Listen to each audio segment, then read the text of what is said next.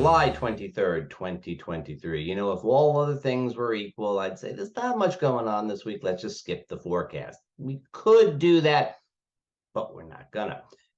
Interestingly, this week is not last week. And last week was quite the week, wasn't it? We had that Cancer moon at sort of late Cancer, and we had the nodes shifting axis onto the Aries Libra axis. So they were at the last degrees, of the cardinal signs, Aries, Libra. And then after leaving the sun, the moon went on and squared that axis, opposing Pluto at 29 degrees Capricorn.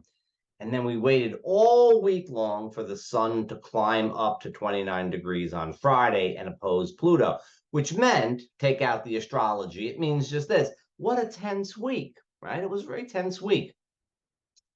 And so this week, we're kind of walking out some of that energy. And we're going to be walking out this energy for a while, because now that the nodes are square to Pluto, we have a sort of situation, not going to be sparked up like it was last week, but we have a situation that's going to be kind of the flavor that is in the background, really for a few months, until Pluto stations to go direct in October, and then he's going to wind up. Let's say when Pluto stations to go direct on October 6th, and the nodes are conjunct Eris, the goddess of discord. All right, so right around the first week in October, we're going to get another pop of this energy. But in the meantime, it's kind of the background radiation that we're going to be feeling. So it helps to understand this.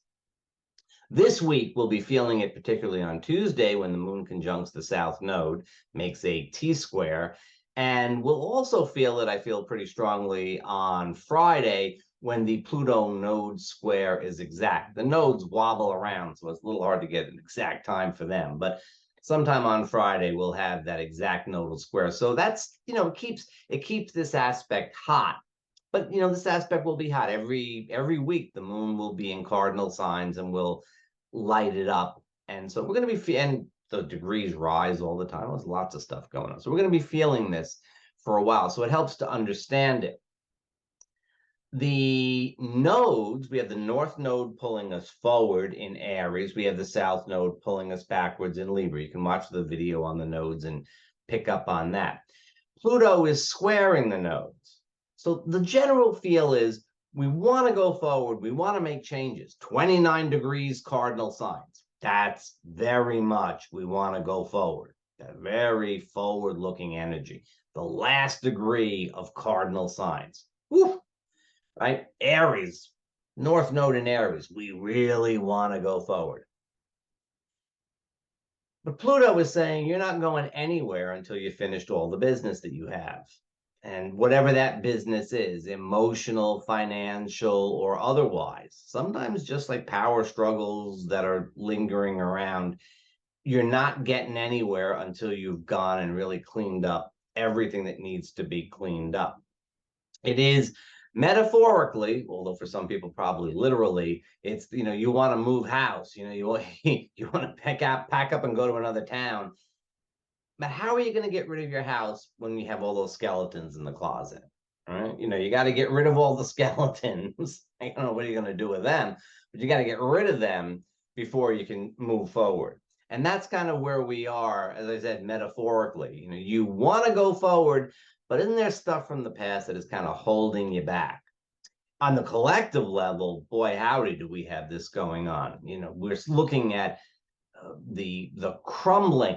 I have the great expression that somebody used, I forget where, but the brittleness of our institutions. Pluto in 29 degrees Capricorn, exposing the brittleness of not just our institutions, because that's them, right? That's those for the government, them.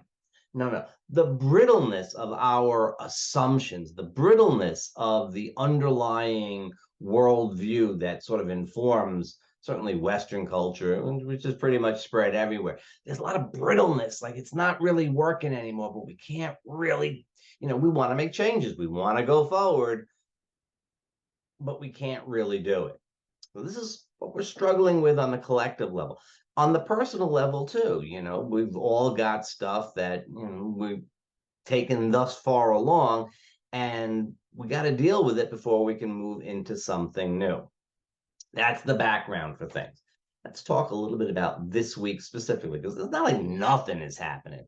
We have, for example, a cause to rejoice as the sun has moved into his home sign of Leo. It's wonderful. It is, it's heartwarming. It's basking in the light of the sun, and that's terrific. It's, for most of us, those of us in the northern hemisphere, which is most of us, certainly most of the people watching this video, it's summertime. It's the heart of summertime. It's kind of the peak of that, what would otherwise be the lazy, hazy, crazy days of summer.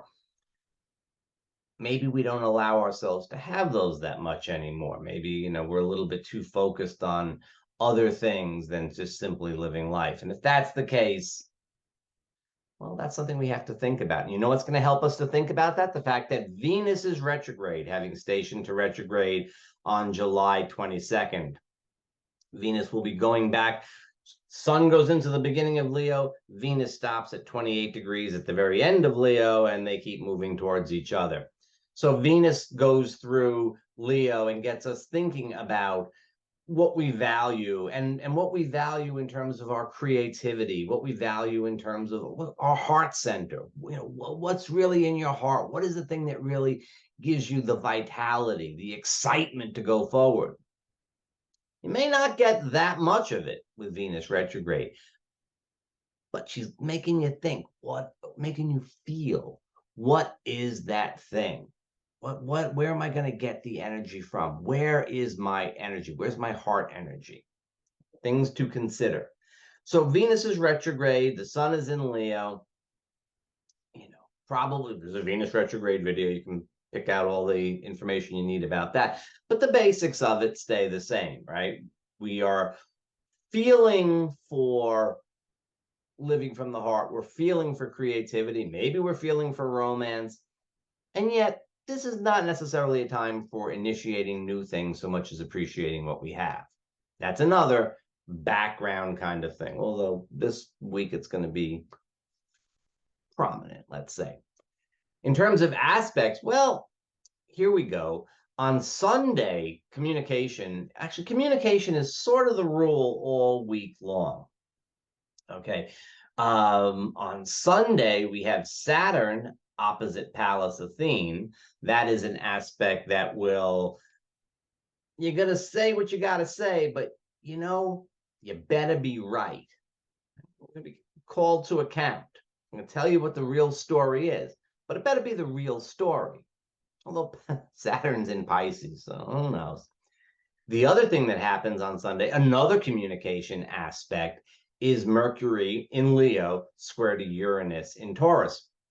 Mercury-Uranus aspects get us to think brilliantly, get new ideas, get us to speak rather impulsively, drive rather impulsively. Do you need me to tell you to drive carefully? You don't need me to tell you. Nobody stops at stop signs anymore. Apparently, the middle of the road is the way you go. You don't have to go left, left side of the road, right side of the road. Doesn't matter if you're driving in America, driving in England. We'll just right down the center of it. Don't get me started. Anyways, Sunday the 23rd, watch out because people will be driving a little impulsively, especially with Mercury in Leo, where it's like, I own the road kind of thing. It's this sort of, I can do what I want to do. I'm having a great time out here, my Sunday driving, and the hell with everybody else. A little bit of that, a little bit, not you, but some people are going to be that way. Also, when it comes to talking, and even our thinking, even, it's a square, so maybe it's a little bit more internal. What I need to do for myself, I've got an idea. This is what I have to do. This is what I'm going to do for myself. A little bit more personal oriented, a little bit less, it could be a brilliant idea. It could be a great spark of creativity.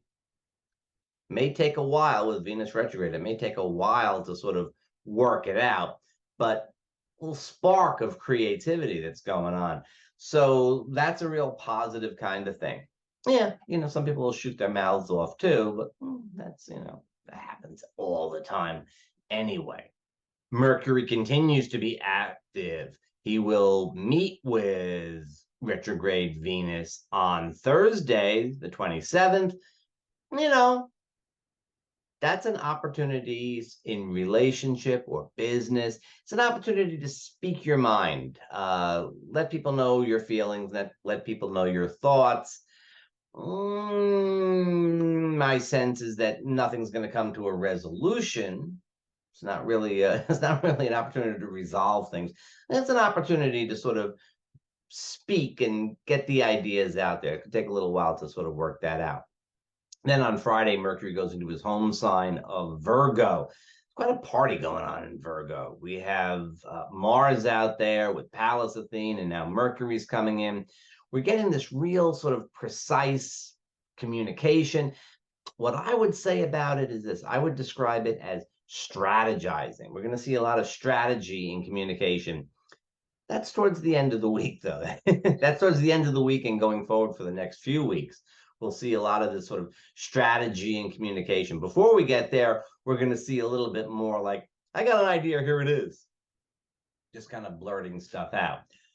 Backing up a little bit, we have the first quarter moon in Scorpio on Tuesday, a very active period of time as a general rule. You know, this is a time for initiating stuff, to begin new projects, as long as they're not Venusian in nature.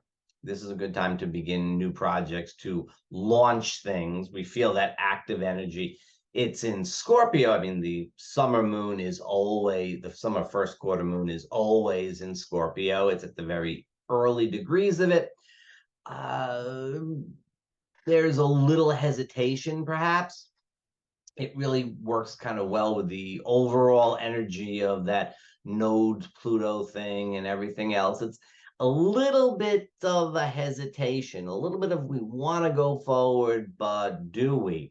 The moon is going to, however, trine Saturn and then go on to trine Neptune. So more or less, I think you may have some hesitations about getting stuff moving at midweek, but it'll probably work itself out as we go along. As we get closer to the weekend, the moon goes into Sagittarius at the end of the week, and that certainly looks to be kind of a, well, it's a fun time. Yeah, it's a fun time.